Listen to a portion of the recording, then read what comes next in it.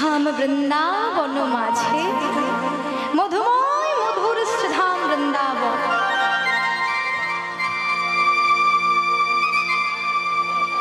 শ্রীধাম বৃন্দাবন মাঝে মাতা যশোমতী আমার প্রভাতকালে ঘুম থেকে উঠে দেখছে যে গোপাল এখনো ঘুমিয়ে আছে।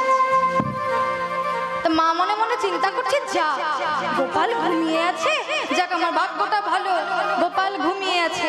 তা গোপাল যখন ঘুমিয়ে আছে এই অবসরে আমি আমার দধি মন্থনটা সেরে ফেলি, নইলে গোপাল এত দুষ্টু যে ঘুম ভাঙলে আমার দধি মন্থন করতে দেবে না। গোপাল যখন ঘুমিয়ে আছে এই অবসরে আমি দধি মন্থনটা সেরে ফেলি। এই বলে মা আমার দধি মন্থন করবে বলে বাসি বাসন পরিত্যাগ করে শুভ্র বসন ধারণ করে মন্থন দণ্ড হাতে নিয়ে দধি মন্থন। আর দাপর যুগে সেই তারক ব্রহ্ম নাম মুখে বলছে, কেমন ভাবে না, হরে মুরারে মধু কইটা ভরে গোপাল গোবিন্দ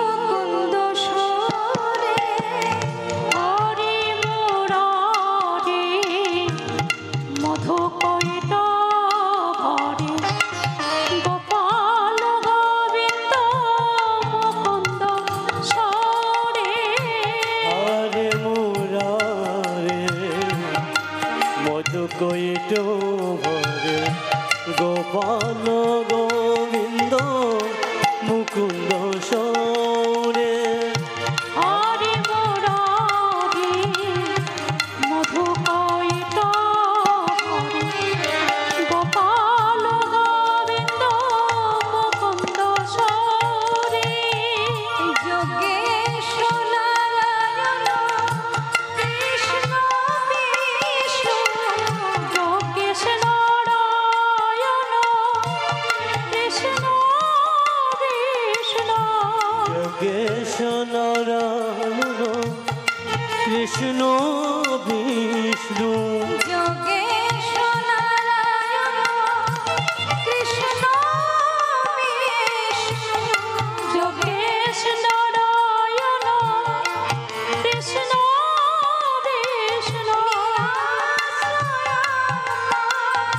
জগদীশ রক্ষণ যোগেশ নারায়ণ কৃষ্ণ বিষ্ণু জগদীশ হরে মুরারে মধু কইটো ভরে গোপাল গোবিন্দ মুকুন্দ সরে হরে মুরারে মধু কইটা গোপাল গোবিন্দ মুকুন্দ সরে। এই বলে যখন তিনি দধি মন্থন করছেন, মন্থন করা শেষ হলে তখনও দেখছেন যে গোপাল ঘুমিয়ে আছে। বাহ, গোপাল এখনো ঘুমিয়ে আছে, যাক বাবা আজ আমার দিনটা ভালো যে গোপাল এখনো ঘুমিয়ে আছে। তাই তাড়াতাড়ি আমি এই মন্থন করা নবনীর ভাণ্ডকে ভগবানের নামে নিবেদন করি, নইলে আমার গোপাল এত দুষ্টু যে ওর ঘুম যদি ভাঙে মন্থন আমায় করতে দেবে না, নিবেদন আমায় আর করতে দেবে না। আমি এখনই নিবেদন করি, গোপাল যখন ঘুমিয়ে আছে। এই বলে মা সঙ্গে সঙ্গে কি করলে সেই মন্থন করা নবনীর ভাণ্ড ভগবানের সম্মুখে নিয়ে যেই না মাত্র কৃষ্ণায় নিবেদয়ামি নমঃ বলে অর্পণ করেছে, সঙ্গে সঙ্গে কি হলো, ভগবানকে তো ডেকেছেন আর অমনি অন্তরে জামি শ্রী ভগবান অন্তরে জানিল। হরে অন্তরে জামি শ্রী ভগবান অন্তরে জানিল, অন্তরে জামি শ্রী ভগবান অন্তরে জানিল। হরে অন্তর্যামী শ্রী ভগবান অন্তরে জানিল, অন্তরে জানিয়া গোপাল জাগিয়া উঠিল,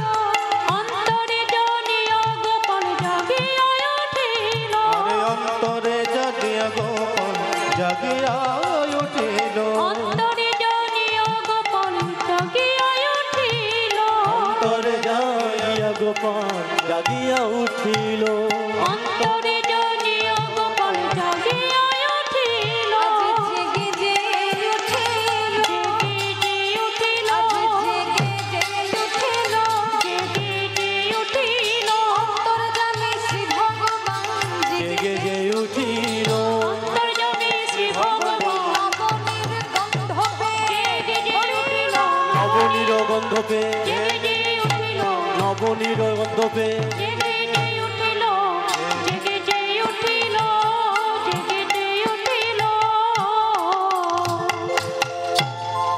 কৃষ্ণায় নিবেদয়ামি নমঃ বলে অর্পণ করা মাত্রই ভগবান অন্তরে জেনে জেগে উঠলেন নবনীর গন্ধ পেয়ে তিনি জেগে উঠলেন এমন সময় মা করছেন নিবেদন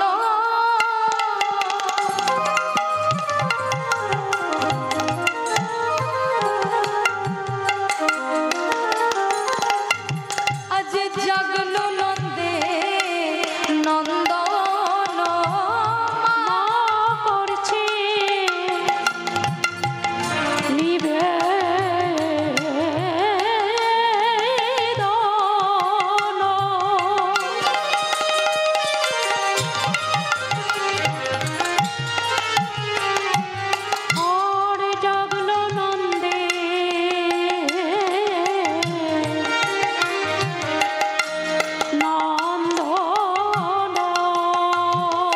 জেগে উঠে কি করছে না বলে মাগো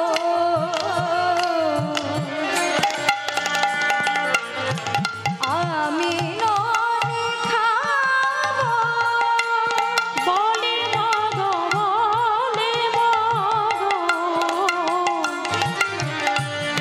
আমি ননি খাবো বলে মগো বলে মগো আমি জানো আজ ছলো না করেছে ওরে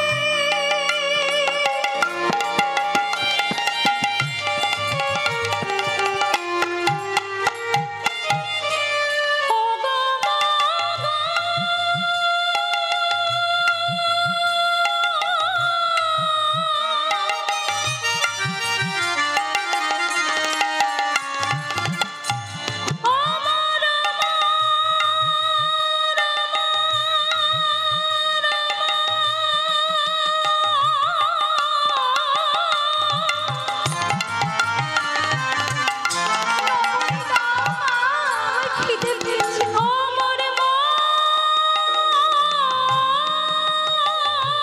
গো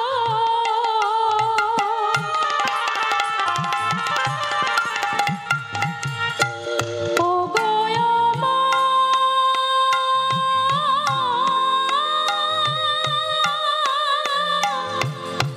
মা ছলো না করিয়া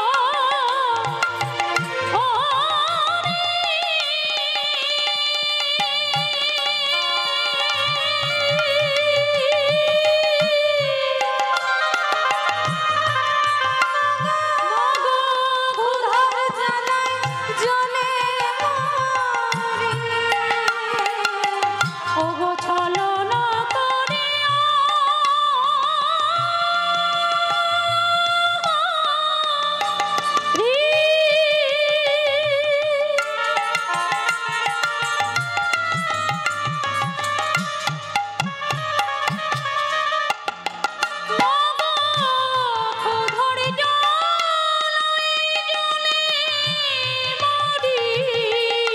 দেরি হলে আমি আর না বাঁচিব দেরি হলে আর না বাঁচিব মামা দেরি হলে আরে না বাঁচিব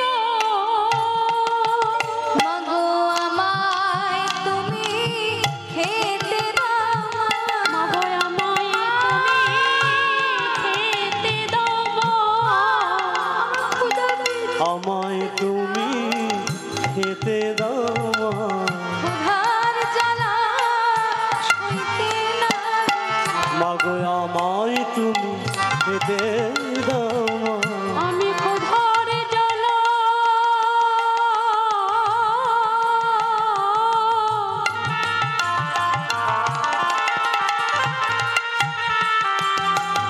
আর সইতে নারি।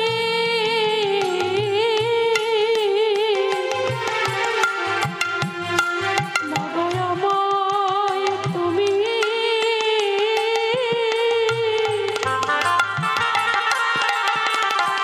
তুমি খেতে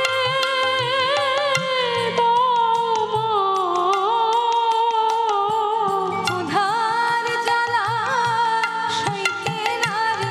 আমি ক্ষুধার জ্বালায় জ্বলে মরি। আমি ক্ষুধার জ্বালায় সইতে নারি। ক্ষুধার জ্বালায় জ্বলে মরি। আর জ্বালায় সইতে না রে, ক্ষুধার জ্বালায় জ্বলে মরি। ক্ষুধার জ্বালায় সইতে না রে, ক্ষুধার জ্বালায় জ্বলে মরি। ক্ষুধার জ্বালা সইতে না রে। মাগো আমায় খেতে দাও মা। দেরি হলে আর না বাঁচে মাগো দেরি হলে আর না বাঁচিব।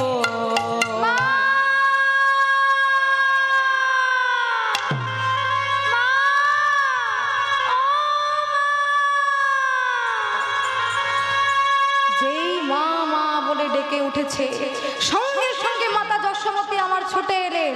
গোপাল, গোপাল, ছি ছি ছি ছি ছি ছি ছি। কি হয়েছে, কি হয়েছে?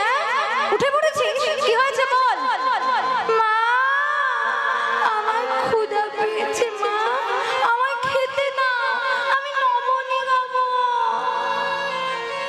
গোপাল, আচ্ছা গোপাল, তুই বল, তোকে এত আমি খেতে দিই, তোর ক্ষুধা প্রশমিত হয় না? ছি ছি ছি গোপাল, ছি। এত তোকে আমি খেতে দিই, আমি যেই না মাত্র পূজায় বসেছি, এখনো ভগবানের নামে নিবেদন করতে পারিনি, ওদিকে তুই উঠে পড়েছিস। উঠে পড়ে আমাকে বলছিস খেতে দাও। তোকে আমি এত খেতে দিই, তবু কি তোর ক্ষুধা প্রশমিত হয় না গোপাল?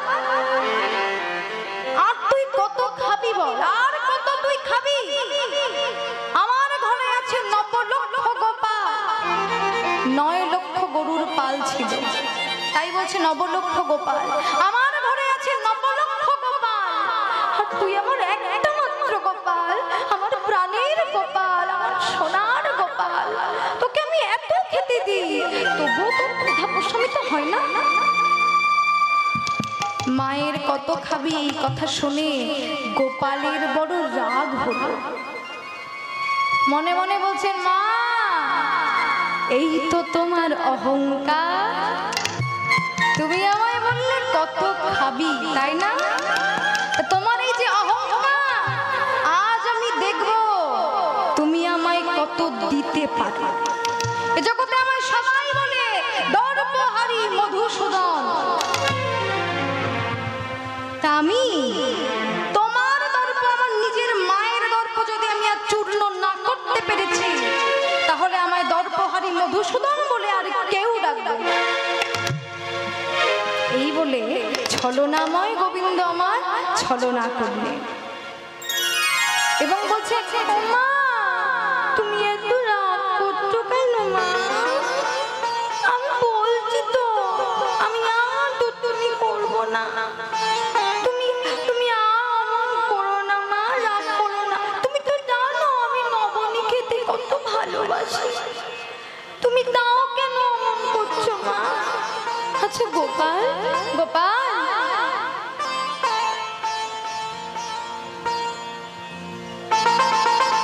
তুই আমার একমাত্র প্রাণের গোপাল, তোকে দেব না তুমি কাকে দেব বাবা? তুই তো আমার গোপাল, অবশ্যই তোকে আমি দেব। আমার এই 9 লক্ষ গোপালের নবনী তুই ছাড়া আর কে খাবে বাবা?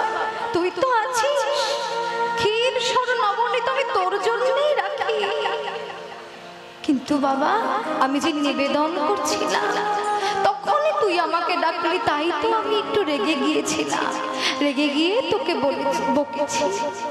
গোপাল বলছে না, আমি প্রতিদিন যেভাবে খাবো যেভাবে খাই সেভাবে আমি খাবো না, তুমি আমাকে এখনই খেতে দেবে। আমি কিচ্ছু জানি না, আমার ক্ষুধা পেয়েছে, আমি নবনীয় গন্ধ পেয়েছি, আমার ক্ষুধা পেয়েছে, আমি প্রতিদিন যেভাবে খেতে দাও ওভাবে আমি খাবো না।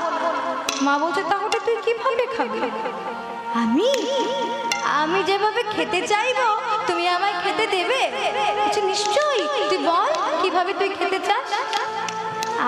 আমাকে না, আমাকে এই করঞ্জলি পূর্ণ করে নবনী দিতে হবে। কি করঞ্জলি পূর্ণ করে? হেই গোপাল, তোর ওই যে ছোট্ট ছোট্ট কর, তুই যে বলছিস করঞ্জলি পূর্ণ করে নবনী দিতে হবে, প্রতিদিন তোর ওই নবলক্ষ গোপালের নবনীতেই তোর হয় না। এত নবনী খেতে ভালোবাসিস তুই, আর তুই বলছিস আমায় করঞ্জলি পুড়িয়ে নবনী দিতে হবে? তাই যদি হয় তাহলে তোমার এক ভাণ্ড নবনীও লাগবে না, তোর ওই ছোট্ট করপুরা। গোপাল ছোট্ট ছিল তো, ছোট্ট ছোট্ট হাত। গোপাল বলছে না, আমি তাই খাবো, তুমি আমায় তাই দাও, আমায় তাই দিতে হবে, আমি তাই খাবো। জেদ করে না বাচ্চারা। মা তখন বলছে ঠিক আছে ঠিক আছে, তাই হবে, আমি তোকে করঞ্জলি পূর্ণ করেই নবনী দেব, তুই চুপ করে বস, এখানে আমি আসছি। তখন মা নবনী এনে ভাণ্ড ভাণ্ড নবনী দিচ্ছেন ওই করের মধ্যে, ভাণ্ড ভাণ্ড নবনী দিচ্ছেন। কি আশ্চর্য, সে কর পূর্ণ হচ্ছে। মা এত নবনী দিচ্ছেন, নবলক্ষ গোপালের নবনী আর নেই, ঘরে আর নেই, ভাবতে পারছেন? 9 লক্ষ গরুর বলের নবনী তাই আর নেই। এত নবনী দিয়েছেন তবুও সেই কর পূর্ণ হচ্ছে না। পরীক্ষা ছলনা। এরপর মা কি করবেন? নিজের ঘরে আর নাই, রাজরানীর ঘরে আর নবনী নাই। তাই তখন ব্রজমায়েদের কাছ থেকে নবনী একটু ধার করে এনে গোপালকে দিলেন, তাতেও কর পূর্ণ হলো না। তা পূর্ণ যখন হলো না, মার কি করবেন, কোথায় পাবেন আর নবনী? লজ্জায় যেই মাথা অবনত করেছে, অমনি সেই মাথায় ছিল কনক চাপা ফুল, খসে পড়ল গোপালের চরণে। বিদায়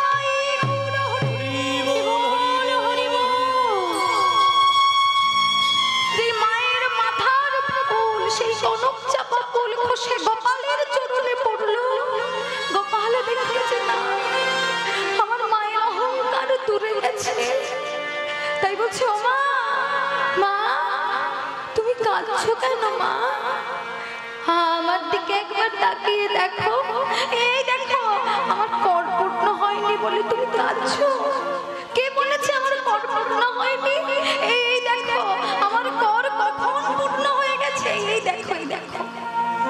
তাই দেখে মায়ের আনন্দ আর ধরছে না, বলছে গোপাল, ও গোপাল,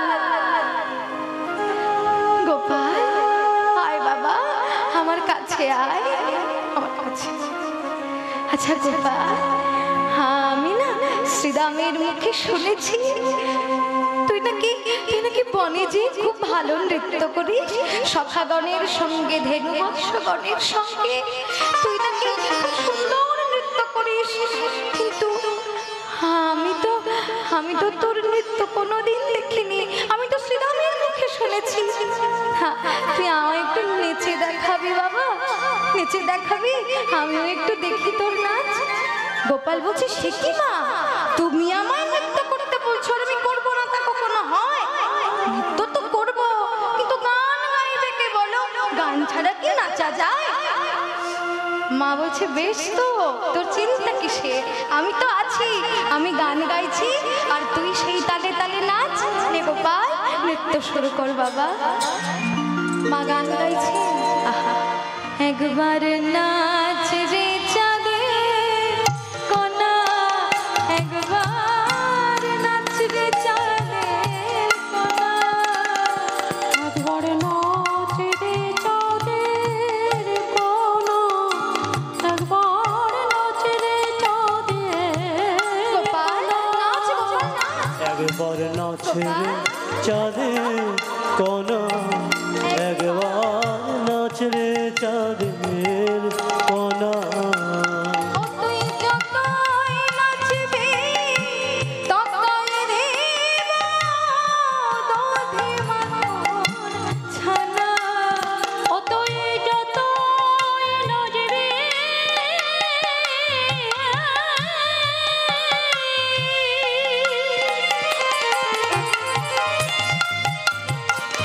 গোপাল রে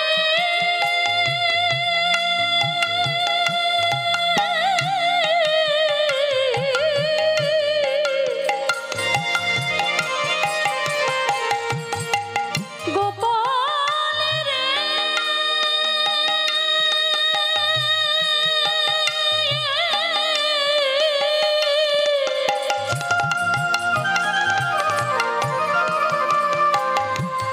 ওরে আমার সোনার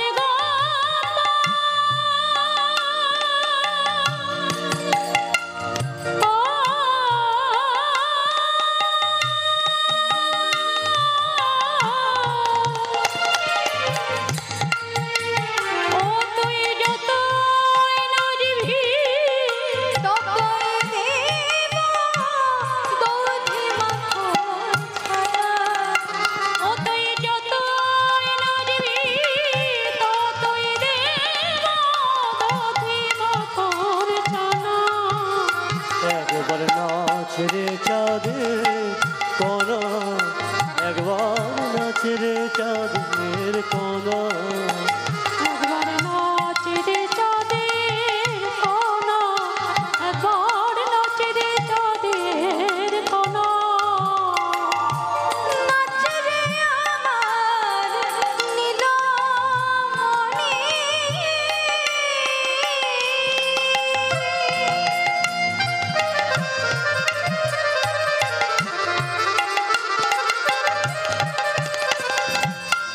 ওরে নাচ রে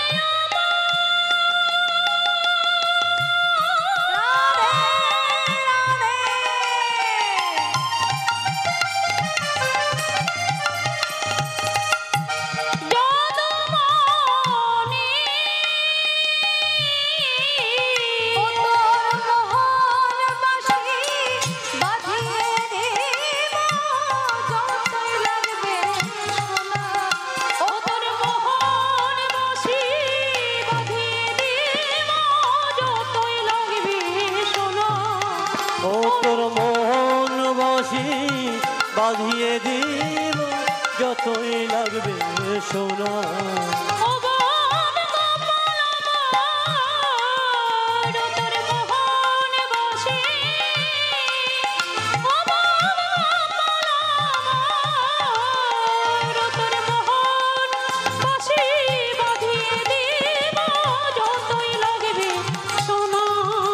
একবার নাচ রে চাঁদের কোনা একবার নাচ রে চাঁদের কোনা এমন সময় মায়ের কথা শুনে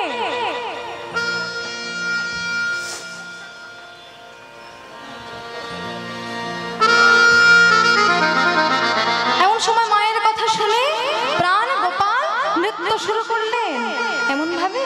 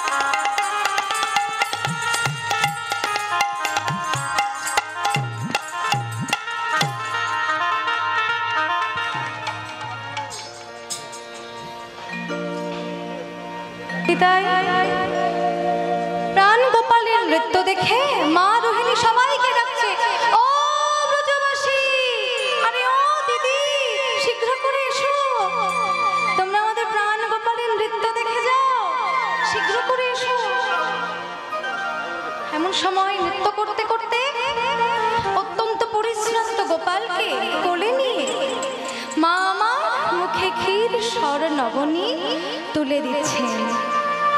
আর গোপাল তখন মায়ের কোলে বসে বসে পা দুলিয়ে দুলিয়ে নবন সেবা করছে। আর কি করছি না, বসিয়া মায়ের কোলে ননি খেতে খেতে দোলে বসিয়া মায়ের কোলে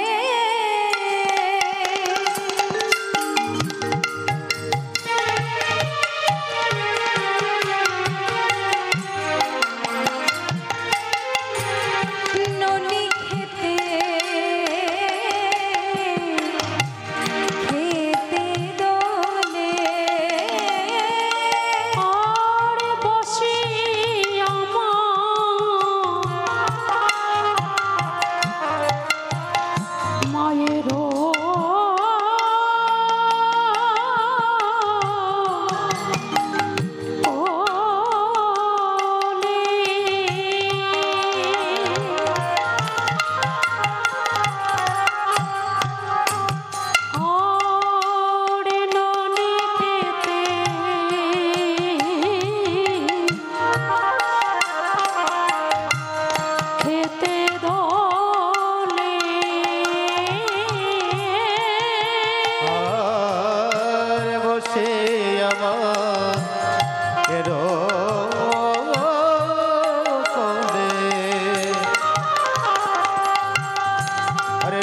খেতে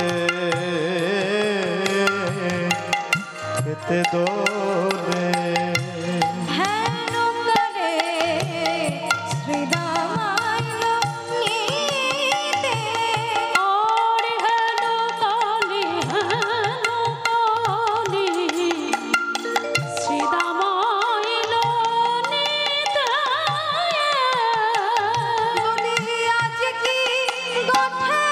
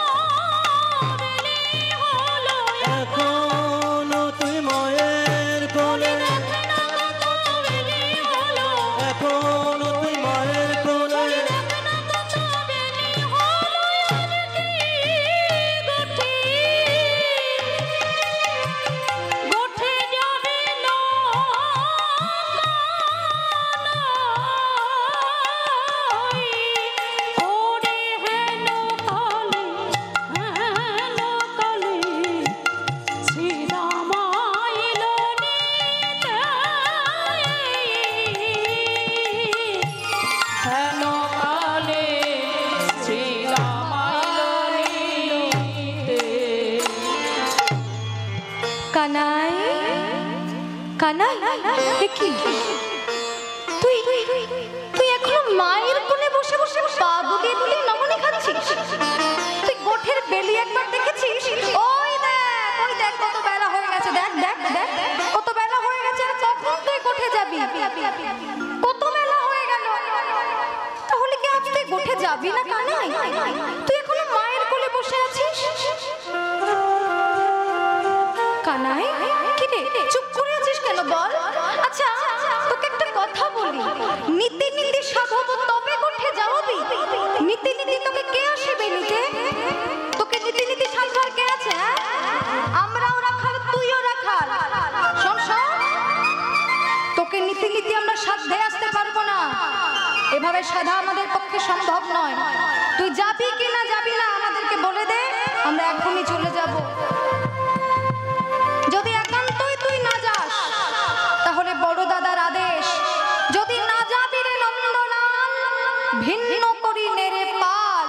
কে চড়াবে তোর ওই চোরা ধেনু? তোর চোরা ধেনু কে চড়াবে? পরের খন্ড খেলে তো লোকে মন্দ বলবে, তার জন্য তো আমাদের মার খেতে হবে। তোর ওই চোরা ধেনুর জন্য কে মার খাবে শুনি? তাই তুই যাবি না আমাদের সোজাসুজি বলে দে, এক বললেই আমরা চলে যাব। দেখ আমাদেরও কিন্তু অনেক দেরি হয়ে যাচ্ছে, তুই একবার বল, তাহলে আমরা এখনই চলে যাব। ভক্তবৎসল গোবিন্দ আমার শ্রীদামের কথা এত সময় কোনো উত্তর করে, কিন্তু এবার বলতে বাধ্য হলেন, শ্রীদাম তুই তো অনেকক্ষণ ধরে অনেক কথা বললি, কিন্তু আমি যে সেই থেকে কেন বসে আছি, কেন যাচ্ছি না, কারণটা কি জানিস? কারণ আমি তখন থেকে শুধু একটা কথাই ভাবছি যে আমার মাকে না বলে আমি কি করে গোঠে যাব। আমার মাকে আমি যদি না বলে গোঠে যাই তাহলে আমার মাঝে প্রাণে বাঁচবে না। আমার মা আমাকে এক মুহূর্ত না দেখে থাকতে পারে না, আর সেই মাকে না বলে আমি কি করে যাব? আমার মাঝে সংকটে পড়বে, ভাবতে ভাবতে আমার কথা ভাবতে ভাবতে আমার মাঝে সংকটে পড়বে। আমি কেমন করে মাকে না বলে গোঠে যাব বল? শ্রীদাম তখন বলছে, থাক অনেক হয়েছে কানাই, অনেক হয়েছে, এবার অন্তত চুপ কর। তোর মা যে তোকে কত ভালোবাসে সে তো আমরা জানি, আমাদের থেকে ভালো আর কেউ জানে না। শোন কানাই, তোর মা তোকে কেমন ভালোবাসে জানিস? আমরা সব জানি, জানি রে তোর মায়ের প্রেম কত ভালোবাসে, জানি রে তোর মায়ের প্রেম কত ভালোবাসে, জানি রে তোর মায়ের প্রেম কত ভালোবাসে, জানি রে তোর মায়ের প্রেম কত ভালোবাসে। অলপনা বনের তরে বেঁধেছিল গাছ, অলপনা বনের তরে বেঁধেছিল গাছ, অলপনা বনের তরে বেঁধেছিল গাছ।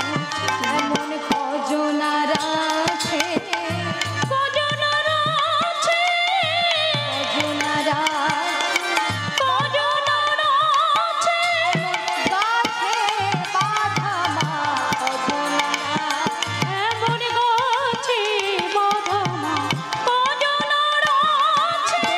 ছিল জমল অর্জুন গাছে, কজন বেঁধেছিল তোমার অর্জুন গাছে, সব কথা মনে আছে, বেঁধেছিল গাছে, সব কথা মনে আছে, বেঁধেছিল গাছে, সব কথা মনে আছে, বেঁধেছিল গাছে, বলি সব কথা মনে মা আছে। বেঁধেছিল গাছে, কজন আছে, মা কজন আছে। কানাই তোর মা তোকে কত ভালোবাসে, কত তোকে প্রেম করে সেটা আমরা খুব ভালো করেই জানি। জানি রে তোর মায়ের প্রেম কত ভালোবাসে, তাই তো অল্প একটু নবমীর জন্য তোকে গাছে বেঁধেছিল। এমন কজন আর আছে, এই গাছে বাঁধা মা কজন আর আছে, বেঁধেছিল যেমন অর্জুন গাছে। আমাদের সব কথা কিন্তু মনে আছে। গোবিন্দ বললেন, শ্রীরাম খবরদার আমার মায়ের নামে কিচ্ছু বলবি না, তুই আমায় যত খুশি বল, যা বলবার গাল মন্দ যা করবি আমায় কর, কিন্তু আমার মাকে কোনো কিছু বলিস না, কারণ আমার মা যে 14 ভুবনের গুরু, আমার জননী মা, শুধু আমার মা বলে নয়, মা হচ্ছে 14 ভুবনের গুরু। অতএব গুরুর নিন্দা করা বা গুরুর নিন্দা কানে শ্রবণ করা ত্রিশূল সম বাজে। তাই দয়া করে আমার সামনে আমার মায়ের নিন্দা তুই করিস না। সে তো আমার মা, সে আমায় কি শুধু শুধু বাঁধবে? আমি তার সন্তান না। মা শুধু শুধু আমায় যমন অর্জুন গাছে বাঁধেনি, এর পেছনেও অনেক কারণ আছে।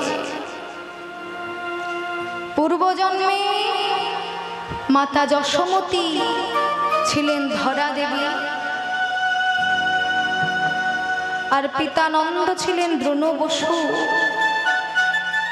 তারা ভক্তকে তাদেরকে পরীক্ষা করবার জন্য আমি এসেছিলাম দেবর্ষি নারদকে সঙ্গে নিয়ে ভক্তকে পরীক্ষার জন্য। কি পরীক্ষা করেছিলাম জানিস? তারা তো দিন দরিদ্র, তারা যে দিন দরিদ্র। দেখুন বাবা, এর পেছনে অনেক কারণ আছে, কিন্তু আমি সংক্ষেপে বলছি যেহেতু আমার সময়টা তো কম। অনেক কারণ আছে এর পেছনে। তাই যে ধরা দেবী আর দ্রোণ বসু দুজনে ভগবানের খুব প্রিয় ভক্ত ছিল। তারা ছিল অতি দিন দরিদ্র, কাঙা, ভিক্ষা ছাড়া তারা গোবিন্দ সেবা দিতে পারতেন না।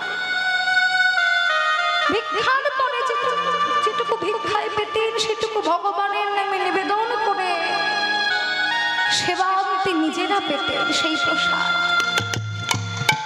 দেখুন ভগবান নিজেই বলেছেন, যে করে আমার আশ তারে করে আমি মহা সর্বনাশ, তথাপি যদি না ছাড়ে পাশ তবেই হবে মোর দাসানুদাস।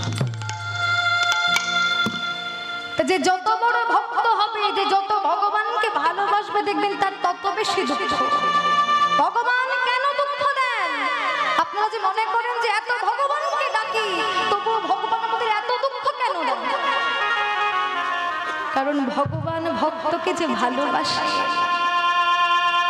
দুঃখ দিয়ে যে ভক্তকে ভগবান বেশি ভালোবাসে তাকে তত বেশি দুঃখ দিয়ে পরীক্ষা করে যে আমার ভক্ত আমায় ভুলে যায় কিনা। এটাই হচ্ছে পরীক্ষা। তাই জীবনে যতই দুঃখ আসুক ভগবানের নাম কখনো ভুলবেন না। মনে রাখবেন, যে করে আমার আশ তারে করি মহা সর্বনাশ, তথাপি না ছাড়ে বাস তবেই হবে মোর দাসানুদাস। দুঃখ সহ্য করতে পারলেই ভগবানের দাস হতে পারবে। সর্বদাই ভগবানের নামে থাকতে হবে। জয় নিতাই, জয় গৌর। তেমন সময় ভগবান আর দেবর্ষি নারদ দুজনে মিলে ধরা দেবী আর দ্রোণ বসুকে পরীক্ষা করবার জন্য গোলক থেকে মর্তে নেমে এলেন। নেমে এসে কি করছেন? ধরা দেবীকে ডাকছেন, মা গো, মা আমরা যে অভুক্ত আছি, আজ দ্বাদশী, গতকাল একাদশী, আজ দ্বাদশী, আমাদের কিঞ্চিত ভিক্ষা দেবে মা? ধরা দেবী যে বাইরে আসবেন আসতে পারছে না, কারণ দিন দরিদ্র তো, শত ছিল মলিন বসন, কিন্তু কি করবে, এদিকে অতিথি ডাকছে। তাই সঙ্গে সঙ্গে ঘর থেকে বেরিয়ে এসে অতিথি দয়কে প্রণাম করে চরণ ধৌত করে বলছে, বাবা এসো, আমার এই পর্ণ কুটিরে এসো। দুজনকে ঘরে নিয়ে গেলেন। ঘরে নিয়ে যে বসালেন, বসে বলছেন, বাবা আমি একটু আসছি, একটু দাঁড়াও তোমরা। ছুটে গেলেন। ঘরের মধ্যে কত খোঁজাখুঁজি করছে, ভগবানের কি পরীক্ষা, কোথাও সামান্য একটা ফলও পেলেন না যে তাই দিয়ে একটু অতিথি সেবা দেবে। তাই সঙ্গে সঙ্গে ছুটে গেলেন স্বামীর কাছে, দ্রোণ বসুর কাছে। ও স্বামী, স্বামী, স্বামী তুমি একটু নগরে যাও না। কেন ধরা, কি হয়েছে? স্বামী, আজ দ্বাদশীর দিনে দুজন বৈষ্ণব, দুজন ব্রাহ্মণ বৈষ্ণব এসেছেন আমার ঘরে, কিন্তু তাকে যে আমি একটু সেবা দেব, আজ দ্বাদশী দিনে কোনো ভক্তকে যে ফেরাতে নেই, কেউ ভিক্ষা এলে, তাই তুমি একটু নগরে যাও, তাদের আমি কিঞ্চিত সেবা দেব। নগরে? বেশ বেশ, আমি এখনই যাচ্ছি। দ্রোণ বসু তখনই ছুটে গেলেন নগরে, যে নগরবাসীর কাছে ভিক্ষা চাইছেন। মাগো, তোমরা আমায় কিছু ভিক্ষা দেবে মা, আমরা অতিথি সেবা দেব, কিছু ভিক্ষা দাও। কিন্তু সব ভগবানের পরীক্ষা, যার দুয়ারে যাচ্ছে সেই মুখের সম্মুখে দরজা বন্ধ করে দিচ্ছে। যাও, ভিক্ষা নেই, যাও, বেরিয়ে যাও। দূর দূর করে তাড়িয়ে দিচ্ছে। দ্রোণ বসু তখনও পায় না পেয়ে ঘরে ফিরে। ধরা দেবে ছুটে গেলেন, স্বামী তুমি ফিরে এসেছো, কি এনেছো, দাও দাও দাও, কি এনেছো। দেখলেন স্বামীর মলিন বদন, শূন্য ছোলা। তাই উপায় না পেয়ে ধরা দেবী নিজেই চলে গেলেন ভিক্ষায়। সত্য ছিন্ন মলিন বসন পরিধান করে তখন ভিক্ষায় চললে। যখন ভিক্ষায় যাচ্ছে, ওদিকে ভগবান নারায়ণ নগরবাসীর অন্তরে প্রবিষ্ট হয়ে বলছেন, সাবধান, ধরা যাচ্ছে, তোমরা যেন কেউ ভিক্ষা দেবে না। আর দেবাদিদেবকে বললেন, অর্থাৎ আমার বাবা মহাদেবকে বললেন, মহাদেব তুমি ওই সরোবরের তীরে একটা মুদির দোকান পেতে বসো। ধরা যখন আসবে ওকে তুমি ভিক্ষা দেবে, কিন্তু একটা স্তন বন্ধক রাখতে বলবে। যদি স্তন বন্ধক রাখতে পারে তবেই তুমি ভিক্ষা দেবে, নইলে ওকে তুমি কোনো ভিক্ষা দেবে না। এটাই আমার পরীক্ষা, দেখি কেমন করে স্তন বন্ধক দেয়। তখন ধরা দেবী যার দুয়ারে যাচ্ছে, মাগো হ্যাঁ আমায় অতিথি সেবার লাগে, কি কি ভিক্ষা দেবে মা? হ্যাঁ আমি অনেক দূর থেকে আসছি, আমায় কি ভিক্ষা দেবে? আমার গৃহে দুজন অতিথি এসেছে, আজ দ্বাদশের দিনে আমি তাদের একটু সেবা দেব। মাগো আমার ঘরে যে কিছু নাই, আমায় কিঞ্চিৎ ভিক্ষা দাও না মা, কিঞ্চিৎ ভিক্ষা দাও। যার দুয়ারে যাচ্ছে একইভাবে সবাই দরজা বন্ধ করে দূর দূর করে তাড়িয়ে দিলেন ধরাকে। ভিক্ষা দাও হে, ও হে নগরবাসী,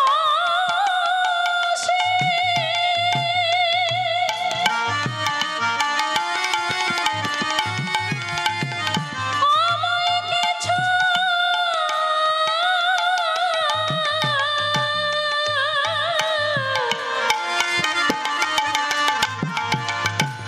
ভিক্ষা দাও।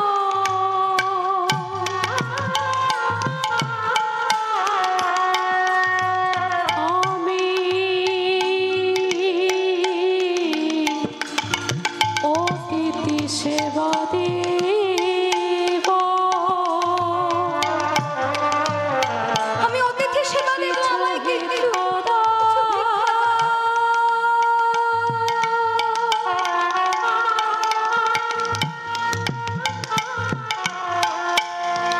আমায় কিঞ্চিৎ ভিক্ষা দেবে মা। কিন্তু কেউ ভিক্ষা যখন দিচ্ছে না, ধরা দেবী তখন বইমুখ হয়ে যখন চলে যাচ্ছে, দেখতে পেলেন সরোবরের তীরে একটা মুদির দোকান।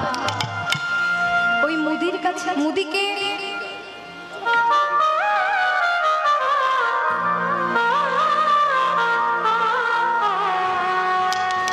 মুদিকে মায়েরা এখন আসবেন না, একটু পরে আসবেন আপনারা, লীলার ব্যাঘাত ঘটছে, আপনারা আসবেন না।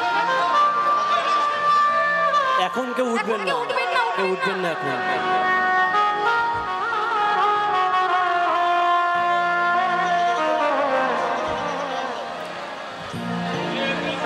জয়নিতাই আপনারা পরে দেবেন, কেউ উঠবেন না, এখন উঠবেন না।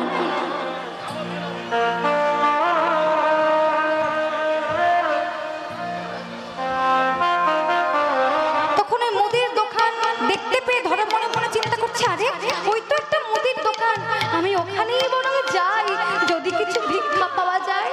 ছুটে গেলেন মুদির কাছে। মুদির কাছে ছুটে গিয়ে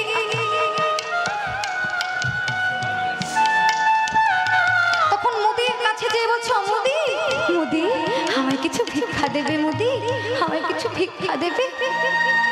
তখন বাবা মহাদেব তিনি তো মুদির ধরে বসে আছেন, তিনি তখন বলছেন, মাগো ভিক্ষা যে দেব, আমি তো মুখের কথায় কাউকে ভিক্ষা দিই না, বস্তুর বিনিময়ে তো কিছু না কিছু চাই।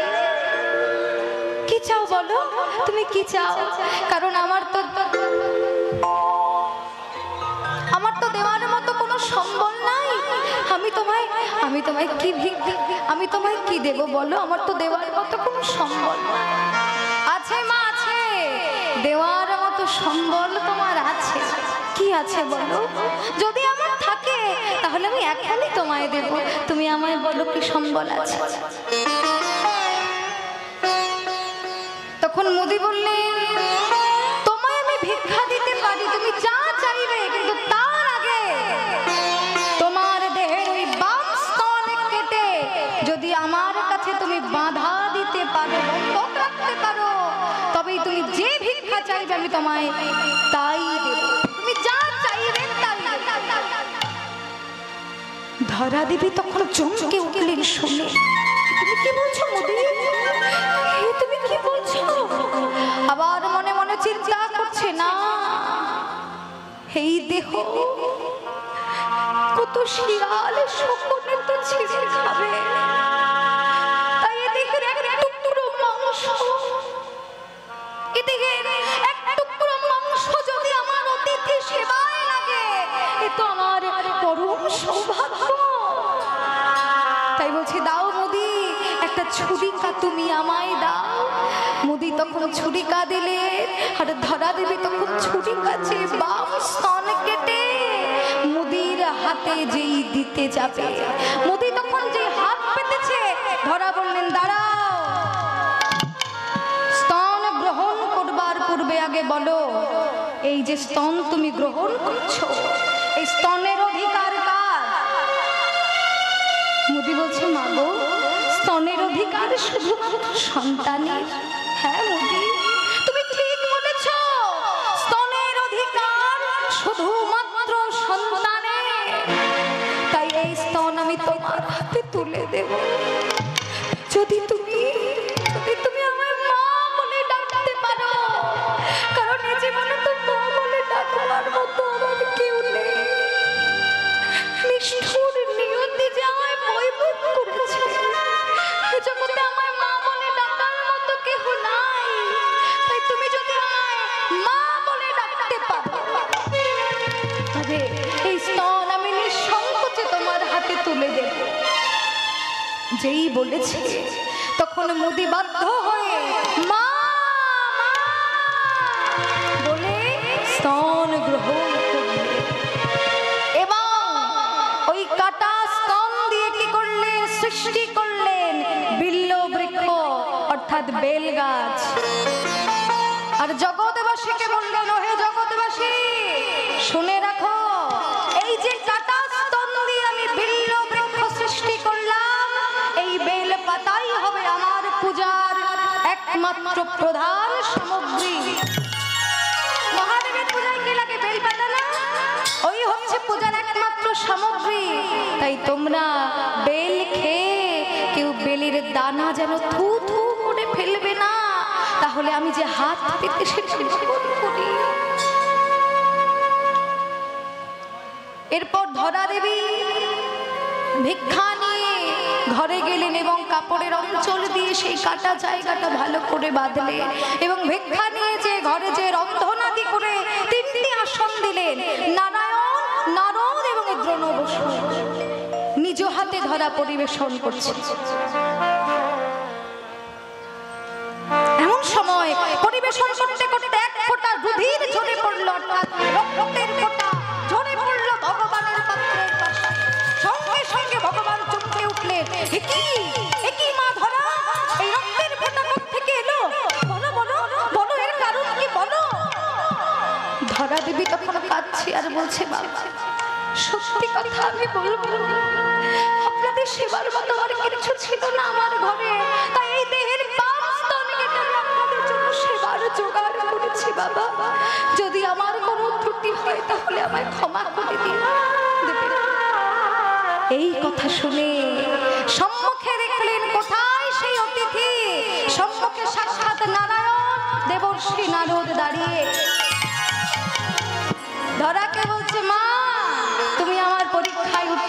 হয়েছে মা, তাই বর চাও আমার কাছে। কি বর নেবে তুমি বলো, আমি তোমায় বর দান করব। ধরা বললেন বর দেবে? বর যদি দেবে প্রভু তাহলে আমায় এই বর দাও, পরজন্মে যেন আমায় কাঙালিনী করো না, যেন আমি প্রাণ ভরে তোমার সেবা দিতে পারি। তুমি এমন একটা কিছু করো যাতে আমার কোনো অভাব না থাকে, তোমার সেবায় কোনো ত্রুটি না হয়, তোমার সেবা দিতে যেন কোনো অভাব না থাকে আমার। বলছে বেশ তাই হবে। আর কিছু চাইবে তাহলে বলো? হ্যাঁ, আরো একটি জিনিস চাইবার আছে। এ জীবনে তো আমায় মা বলে ডাকার মতো কেউ নেই, তাই পরজন্মে তুমি আমার ছেলে হয়ে এসো। বলছে শোনো মা, পরজন্মে তুমি যে কথাটা বললে পরজন্মে আমি তোমার ছেলে হয়ে আসবো, ঠিকই আসবো, কিন্তু তুমি জন্ম নেব দেবকিনীর গর্ভে। কিন্তু তাকে আমি মা বলবো না, আমি তোমায় মা বলবো। কেন জানো? কারণ তুমি এই যে স্তন বন্ধক দিয়ে এত কষ্ট করে আমার সেবার জোগাড় করেছো, তোমার ছেলে হয়ে এসে আমি তোমায় মা বলে ডাকবো, আর তোমার স্তন আমি পান করবো। রাধে রাধে রাধে রাধে। এই তো বলছি শ্রীরাম, মা তো এবার আমায় বাঁধেনি, পূরবের বাৎসল্য প্রেমে আমাকে বেঁধেছিল। তাই তুই মায়ের কাছে যা, মা যদি অনুমতি দেয় তাহলে আমি যেতে পারবো। তখন শ্রীরাম মায়ের কাছে যাচ্ছে। মা, ও মা, মা গো, কি হলো? তুমি এখনো কানাইকে সাজিয়ে দাওনি? বলছে দেখ শ্রীরাম, আমার কানাই, আমার গোপাল আজ গোঠে যাবে না, তোরা গোঠে চলে যা। বলছে কেন মা, তুমি তো কোনোদিন এমন কথা বলো না, কিন্তু আজ হঠাৎ কেন এই কথা বললে? বলছে বললাম তার কারণ আমার গোপাল খেলায় হেরে যায়, ওকে কাঁধে করে আমি বইতে পারি না, তাই তো বলাই পাছার করছে, পিঠে সিংহার বাড়ি মেরেছে। ও এই ব্যাপার। তা মাগো, তুমি যদি তোমার গোপালকে গোঠে যেতে না দাও তাহলে নবলক্ষ ধেনুর উপায় কি হবে? তারা তো না খেয়ে থাকবে মা। বলছে শোন শ্রীদাম, তার জন্য আমি চিন্তা করি না, প্রয়োজনে ওই ধেনু বৎস আমি সব বিক্রি করে দেব, তবু আমার গোপালকে আমি গোঠে যেতে দেব না। বলছে তাই তুমি বিক্রি করবে? আচ্ছা আচ্ছা বিক্রি করো, তবে এই বৃন্দাবনে কাহার এত সামর্থ্য আছে যে তোমার ওই নবলক্ষ গোপাল কিনবে?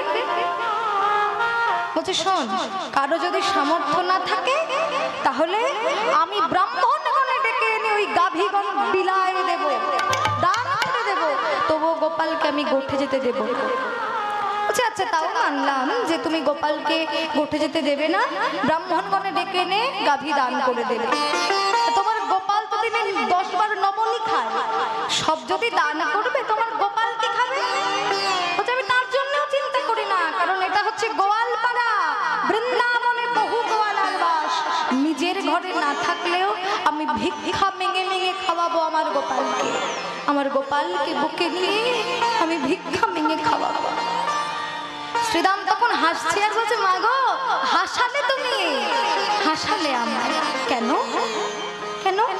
কারণ তুমি যে বলছো গোপালকে কোলে নিয়ে তুমি ভিক্ষা করতে, তুমি একে রাজরানী, জগতে রাজরানী দেখলে সবাই চেনে আর ভিখারিকেও সবাই চেনে, তুমি হচ্ছে রাজরানী, তাহার উপরে বলছো তুমি ভিক্ষা করবে কাকে কোলে নিয়ে?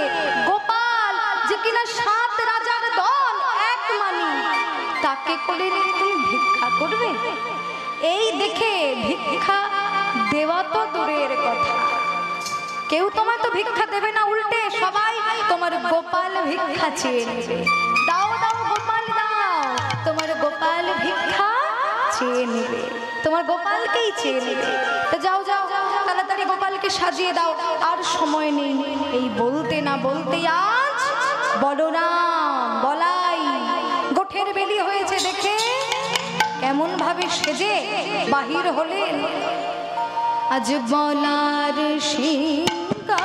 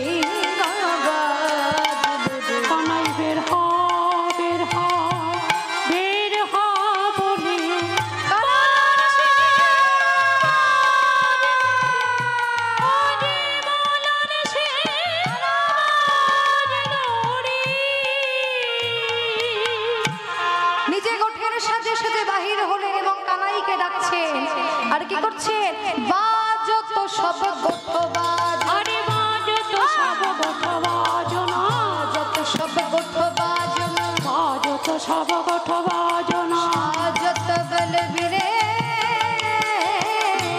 আরে বাজত সব গোঠ বাজনা সাজত তো বলবীরে আর মদে ঘোর নিত নয়ন যুগল পাগলত পটি শিরে আরে মদে ঘুরি নিত নয়ন যুগল পাগলট পটি শিরে আজ কোঠের সাজে সেজেছে বলা ওঠের সাজে সেজেছে বলাই নীল পাগড়ি মাথায় বেঁধে গোঠের সাজে সেজেছে বলাই নীল পাগড়ি মাথায় বেঁধে বের হা বের হা বের হা বলে ওঠের সাজে সেজেছে বলাই কানাই বের হবার হাতের হা বলে ওঠের সাজে সেজেছে বলাই গোঠের সাজে সেজেছে বলাই ওঠের সাজে সেজেছে বলাই গোঠের সাজে বলরাম সেজে বাহির হলেন নবনট বড় নীলাম্বর লম্ফে ঝম্ফে আওয়ে মদে মাতল কুঞ্জর গতি উলটি পালটি চাওয়ে কানাই কানাই বলতে বলতে বলরাম ধেয়ে আসছে যখন ধেয়ে আসছে তখন মা বলরামকে দেখতে পেয়েছে সেদা ওই দেখ বলরাম আসছে তাহলে আমরা আর দেরি করব না গোপালকে এখনই সাজিয়ে দেব এই বলে মা যশোদা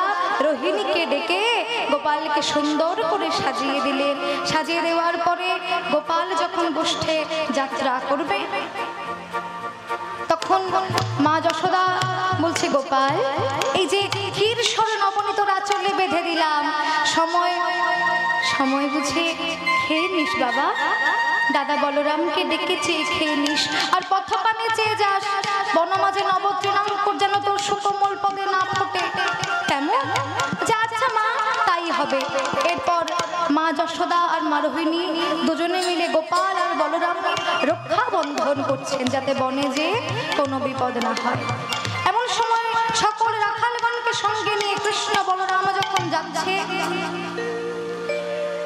তখন রাধারানী অট্টালিকা পরে উঠে গোবিন্দকে দেখে মূর্ছিত হয়েছে যে গোবিন্দ যখন যাচ্ছে আহা তার মনের যে কত দুঃখ রাধারানীর মনের দুঃখ দুঃখ করতে করতে হঠাৎ তিনি অচেতন হয়ে পড়লেন আর যেই অচেতন হয়ে পড়লে সঙ্গে সঙ্গে ললিতা বিশাখা সখীরা বলছে কি হলো রাধে তোর কি হলো জটিলা কুটিলা তখন বলছে মাগো তোমার বৌমাকে কালা সাপে কেটেছে যেই বলেছে বলছে তাহলে ওঝা কোথায় পাবো বলছে ওঝা ওই তো চলে গেছে তুমি ওঝাকে ডেকে আনো ওই যে এখনো যাচ্ছে নাম কালাচাঁদ ওঝা যে গোবিন্দকে কালাচাঁদ বলে ডাকতে ডাকতে ঘরে নিয়ে এসেছে গোবিন্দ বলছে কি হয়েছে আমাকে ঘরে ডাকলে কেন বলছে শোনো ও কালাচাঁদ আমার বৌমার কালা সাপে কেটেছে তুমি আমার বৌমাকে একটু বাঁচিয়ে দিতে পারবে বলছে কালা সাপে কেটেছে ঠিক আছে বাঁচাবো তবে শোনো আমি গুরুর কাছে যখন মন্ত্র শিখেছিলাম গুরু আমাকে বলেছিল যে যখন কালা সাপের রোগী যখন তুই বাঁচাতে আসবি রোগীর বাড়ি কোনো বিধবা মেয়ে ছেলে থাকলে সে রোগী বাঁচবে না মনে রাখিস তাই যে বাড়িতে তুই যাবি সেই বাড়িতে রোগী থাকলে তাদের বাড়ি থেকে চলে যেতে বলবি যদি কোনো বিধবা মেয়ে ছেলে থাকে তোমরা তো বিধবা তোমাদের ঘর থেকে চলে যেতে হবে তবেই তোমার বৌমাকে আমি বাঁচাতে পারবো জটিলা বলছে ঠিক আছে আমরা চলে যাচ্ছি আমার বউ যাতে ভালো হয় তুমি তাই করো কালাচাঁদ তখন গোবিন্দ আমার মনে মনে মন্ত্র পড়ে প্রতি অঙ্গে হস্ত ধরি সর্ব অঙ্গে বোলাইলা হাত পরশে সরসঙ্গ জ্বর সব হইল ভঙ্গ রায় সে ঘর প্রণিপাত তখন যেই গোবিন্দের সম্মুখে রাধারানী যেই জেগে উঠলেন রাধারানী তখন দেখতে পেলেন যে আমার সম্মুখে গোবিন্দ দাঁড়িয়ে সঙ্গে সঙ্গে বলছে বধূ তুমি আমার কাছে এসেছো তুমি এসেছো আমার কাছে হ্যাঁ রাধে আমি এসেছি কিন্তু এখন আমি বেশি সময় তোমার সাথে কথা বলতে পারবো না রাশে আবার তোমার সঙ্গে আমার দেখা হবে মিলন হবে সাক্ষাৎ হবে এখন আমি আসি এই বলে শ্যামনগর চলে গেলেন কোথায় না গোঠে চলে গেলেন এত বলি শ্যামনগর চলে যায় গোঠে রায় সে খড়পদে হই হই রটে এত বলি শ্যামনগর চলে যায় গোঠে এত বলি শ্যামনগর চলে যায় গোঠে এত বলি শ্যামনগর চলে যায় গোঠে চলে যায়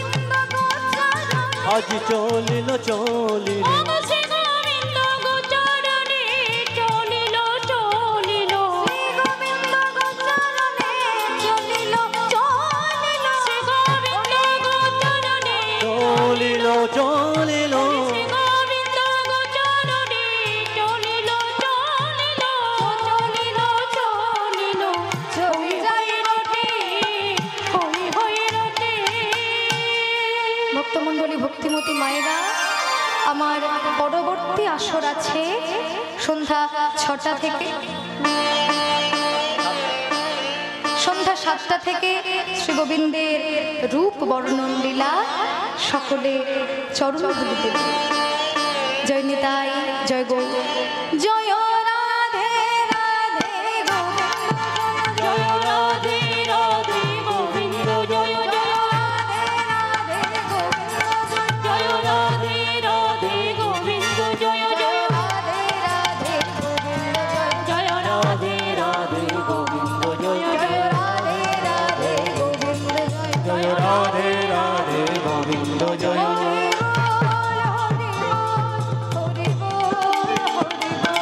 হরি বল হরি বল হরি বল হরি বল হরি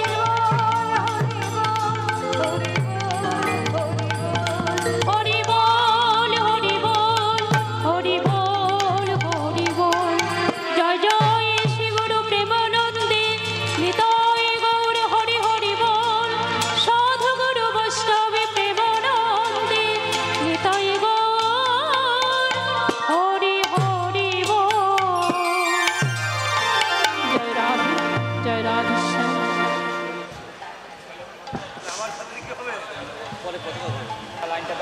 হ্যালো জয় নিতাই। এতক্ষণ পালা পরিবেশন করলেন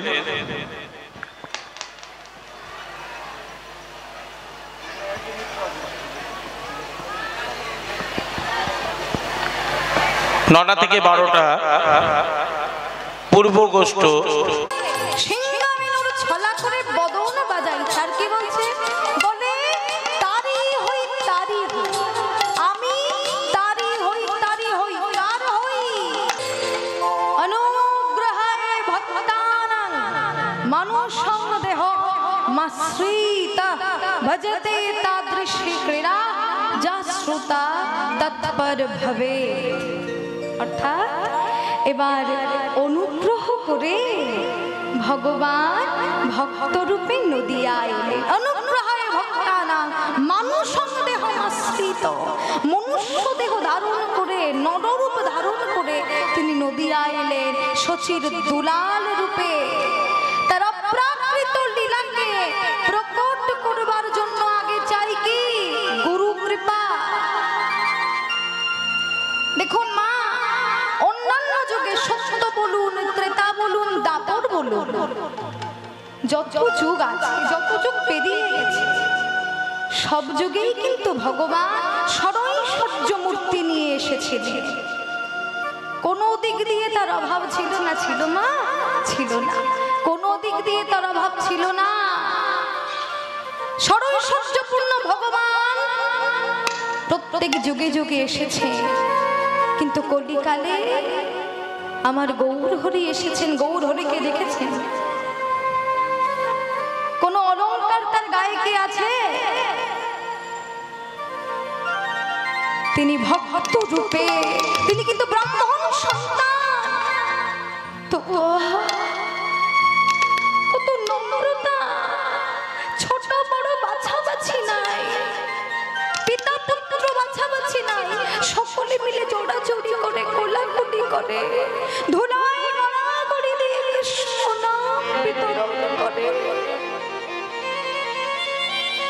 আমার গোড়া যাচ্ছে প্রাণের ঠাকুর, আমার প্রাণের গৌর হরি। এই যে ভগবানের লীলা কথা, অমৃত সুধা, এই লীলা আস্বাদন করা বা জানা বোঝা বর্ণনা করা এত কিন্তু সহজ নয়, অনেক কঠিন। এই যেমন আপনারা সকলে শ্রবণ করছেন, করছেন, আস্বাদন করছেন অমৃত গুণ কথা, অমৃত আস্বাদন করছেন। আর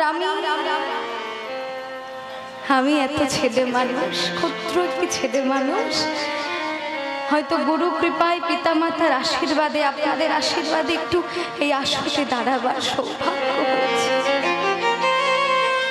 জানি না আমি গৌর গোবিন্দের কথা কতটুকু বর্ণনা করতে পারবো, যে না ব্রহ্মা, স্বয়ং ব্রহ্মা চতুর্মুখে বর্ণনা করে শেষ করতে পারে, স্বয়ং মহাদেব যিনি পঞ্চমুখে বর্ণনা করে শেষ করতে পারেননি, সেখানে আমি তো কত ছোট, সবার ছোট আমি। এখানে যতজন গুণী ব্যক্তি এসেছেন, গুণী কীর্তনিয়া এসেছেন, সবার থেকে ছেলে মানুষ, একটু আসলে দাঁড়াবার সৌভাগ্য হয়েছে।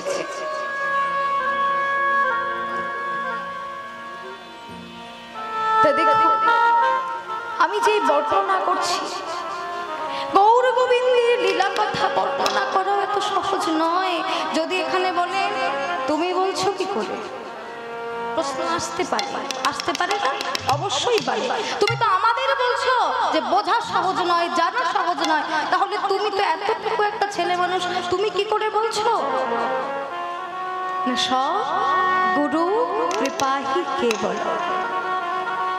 গুরু যারে কৃপা করে লয়ে যায় দৃপ্ত করে, অন্ধকারে রাখে না ধরায়। গুরু যাকে একবারে কৃপা করবে, সে সংসারের সমুদ্র পার হয়ে যাবে, সংসার সমুদ্র সে পাড়ি দিতে পারবে। এই সব কিছু, সমস্ত কিছু জানতে হলে আগে চাই গুরু কৃপা, সর্বাগ্রে চাই গুরু কৃপা, সবার আগে সর্বগ্রে গুরু কৃপা চাই। আগে চলে গুরু কৃপা, পাছে চলে কৃষ্ণ কৃপা। আগে গুরুর চরণ ধরো, যদি কৃষ্ণ কৃপা পাওয়ার ইচ্ছা করো, তাহলে আগে তোমরা গুরুর চরণ ধরো। এটা আমার কথা নয়, এটা শাস্ত্রের কথা। তো যাই হোক, জীবের নিস্তার লাগে নন্দ সুত হরি, ভুবনে প্রকাশ হরিণ গুরু রূপ ধরি। জীবের নিস্তার লাগে নন্দ সুত হরি, জীবের নিস্তারের জন্য, আমাদের নিস্তারের জন্য নন্দ সুত হরি। নন্দ সুত মানে কৃষ্ণ, নন্দ সুত হরি ভুবনে প্রকাশ হলেন গুরু রূপ ধরি। এই ভুবনে প্রকাশ হলেন কিভাবে? গুরুর রূপ ধরে ভগবান প্রকাশিত হলে, ধরা ধামে অবতীর্ণ হলেন। মহিমায় গুরু কৃষ্ণ এক করি জানো, গুরু অঙ্গ সদাভিদে সত্য করি মানো। সত্য জ্ঞানে গুরু বাক্য যাহার বিশ্বাস, অবশ্যই তাহার হয় ব্রজভূমি বাস। যার প্রতি গুরুদেব হন প্রসন্ন, কোন বিঘ্নে সেও নাহি হয় অবসন্ন। কৃষ্ণ রুষ্ট হলে গুরু রাখিবার পারে, গুরু রুষ্ট হলে কৃষ্ণ রাখিবার নারে। অর্থাৎ কৃষ্ণ যদি ক্রুদ্ধ হন, পরম করুণায় গুরুদেব তাকে আশ্রয় দান করেন। কিন্তু গুরুদেব যদি একবার ক্রুদ্ধ হয়ে যান, ভগবান শ্রীকৃষ্ণ তাকে আটকে রাখতে পারে না। যেমন ধরুন আমার কথা, শৈশবে সময় মতো আমার দাদু গুরু, হয়তো আপনারা অনেকে নাম শুনেছে, স্বনামধন্য কীর্তনিয়া শ্রী শ্যাম সুন্দর সরকার, তার কৃপাদর্শে অনুপ্রাণিত হয়ে, এই লীলারসে আপ্লুত হয়ে একটু হরি কথা, কৃষ্ণ কথা বলবার সুযোগ পেলাম। আর আজ যদি আমি এ পথে না আসতাম, তাহলে কোথায় পেতাম আমি এমন অমৃতের সন্ধান? এই যে কৃষ্ণ নাম, এই হরি নাম, এই যে সাধারণ নয়, এই যে অমৃত, এই অমৃত আস্বাদন, আস্বাদন করতেও পারতাম না। বা এমন এই যে সাধু সঙ্গ, এই সাধু সঙ্গ আমি করতে পারতাম না। তাই শাস্ত্রে বলছে যেটা কাল করার সেটা আজ করতে হবে, আর যেটা আজ করার সেটা এখনই করতে হবে। তাই গৌর হরি আমাদের মতো কলির পতিত পাষণ্ড জীবের লাগি মধুমাখা নাম রাধারানীর খাস ভান্ডারের অমূল্য, যা কোনো কালে কোনো যুগে কোনোদিন অর্পিত হয়নি। সেই মধুমাখা নাম, সেই সুধামাখা নাম এবার গৌর হরি আমার গোলক বৃন্দাবন হতে চুরি করে নিয়ে এলেন আমাদের জন্য। চুরি করে আনতে যে কি করলো, গৌর হরি আমার ধরা পড়লো। কোথায় ধরা পড়লো না, গৌর হরি আমার গোদাবরীর তীরে এসে ধরা পড়লো। না ধরা পড়িল গো, ধরা পড়িল গো,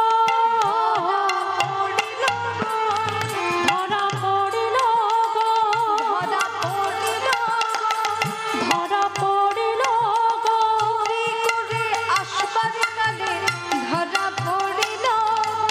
নিযোগে আসবার তরে ধরা পড়িল গো, চুরি করে আসবার কালে ধরা পড়িল।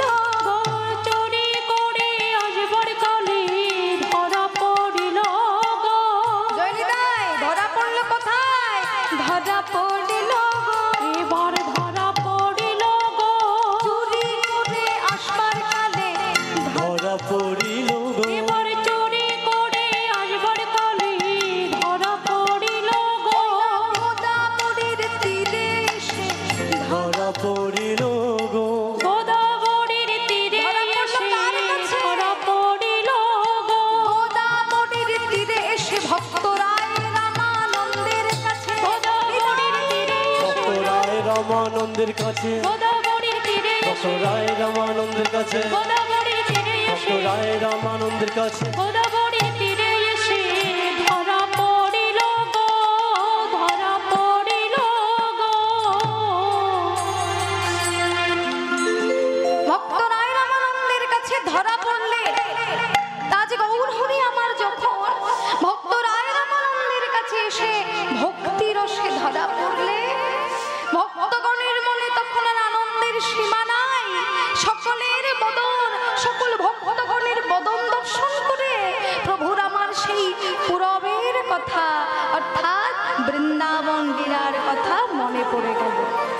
বৃন্দাবনে যেমন রাখাল বালকগণকে সঙ্গে নিয়ে খেলা করেছিলেন, গোচারণ লীলা করেছিলেন, বিনোদ খেলা করেছিলেন, তেমনি করে নদিয়ায় এসে নবরসের খেলা খেলছে, বড় রসের খেলা খেলেছে, বড় রসের খেলা খেলেছে, বড় রসের খেলা খেলেছে, বড় রসের খেলা খেলিছে, আমার রসের চূড়া আমি গোড়া, বড় রসের খেলা খেলিছে, রসের চোড়া মণি গোড়া রসের খেলা খেলিছে, রসের গড়া মনে গড়া রসের খেলা খেলিছে, নবরসের চিন্তামণি রসের খেলা খেলেছে, আম রসের চিন্তামণি রসের খেলা খেলিছে, নবরসের চিন্তামণি ভাব রসে আর ভক্তি রসে, নবরসের চিন্তামণি, ভাব রসে আর ভক্তি রসে, নবরসের চিন্তামণি, ভাব রসে আর ভক্তি রসে, নবরসের চিন্তামণি, ভাব রসে আর ভক্তি রসে, নবরসের চিন্তামণি রসের খেলা খেলিছে, নবরসের খেলা খেলছে নদিয়ায় এসে। রস কটি, একটি হচ্ছে ভাবরস, ভক্তি রস, দুটি রস। কি কি বললাম, একটি ভাবরস এবং আরেকটি হচ্ছে ভক্তি রস। তাই রামায় সুন্দরানন্দ সঙ্গে নিত্যানন্দ, রামায় সুন্দরানন্দ সঙ্গে নিত্যানন্দ, রামায় সুন্দরানন্দ সঙ্গে নিত্যানন্দ, রামায় সুন্দরানন্দ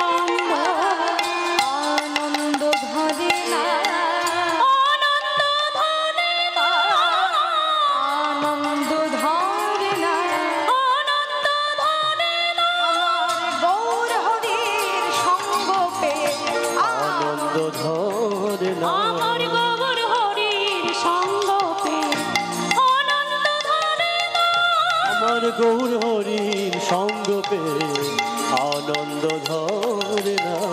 গৌর হরির সঙ্গ পেয়ে আনন্দ ধরে না। আমার নিতাই চাঁদের সঙ্গ পেয়ে আনন্দ ধরে না। নিত্যানন্দের সঙ্গ পেয়ে আনন্দ ধরে না। নিত্যানন্দের সঙ্গ পেয়ে আনন্দ ধরে না। আনন্দ ধরে না। তাই গৌর হরির এই অনির্বচনীয় লীলা দর্শন করে পদকবি বাসুদেব ঘোষ তিনি লীলার এক পাশে দাঁড়িয়ে দেখছেন, দর্শন করছেন লীলার, বলছেন কি বলছেন? বাসুদেব ঘোষে কহে মনের হরিষে। বাসুদেব ঘোষে কহে মনের হরিষে। বাসুদেব ঘোষে কহে মনের হরিষে। বাসুদেব ঘোষ কহে মনের হরিষে। গোষ্ঠলীলা গোরা চাঁদ করিলা প্রকাশ। আর গোষ্ঠলীল গড়াচা করিল প্রকাশ। গোষ্ঠলীলা গোরা চাঁদ করিলা প্রকাশ। আর গোষ্ঠলীল গড়াচা করিল প্রকাশ। প্রকাশ যে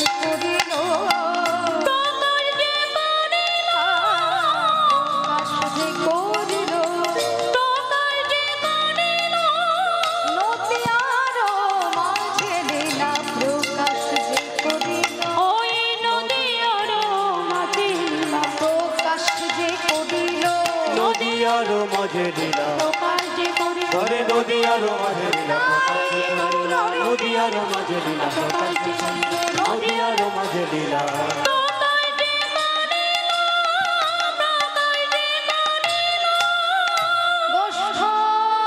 গোষ্ঠলীলা গোরা চাঁদ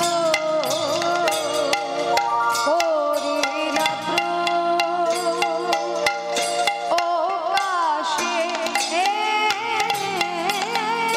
গোষ্ঠলীলা গড়া চাঁদ করিলা প্রকাশ হে। গোষ্ঠলীলা গড়া চাঁদ